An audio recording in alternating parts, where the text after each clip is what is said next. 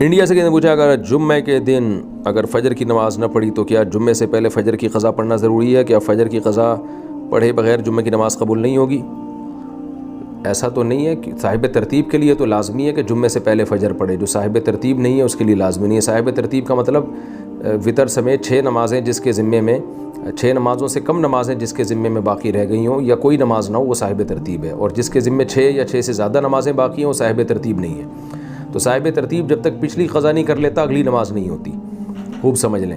باقی فجر آپ کی چھوٹ گئی ہے تو جمعے تک تاخیر کرنا تو ویسے ہی بہت بڑا گناہ ہے۔ نبی نے فرمایا جس کی نماز چھوٹ جائے، بھولے سے چھوٹ گئی یا غلطی سے چھوٹ گئی، تو جیسے ہی یاد آئے وہ فوراً بھولے سے چھوٹ گئی یا نیند میں چھوٹ گئی تو جیسے ہی آنکھ کھلے وہ فوراً پڑھ لے۔ تو فجر کا وقت تو جیسے ہی مکروہ وقت گزرے گا فوراً پڑھنا لازم ہے۔ اور اگر کسی وجہ سے تاخیر ہوئی ہے تو اتنی تاخیر کہ اس کو آپ جمعے تک کھینچ لیں، یہ تو بہت برا عمل ہے۔ تو جلد سے جلد نماز کی قضا کرنی چاہیے، یہ آپ کے کندھے پر ایک بہت بڑا بوجھ ہے۔ اگر خدا نخواستہ موت واقع ہو گئی تو کتنا بڑا گناہ آپ کے ذمے ہوگا، تو اس لیے اس کو جمعے کی نماز تک مؤخر کرنا یہ جائز نہیں ہے۔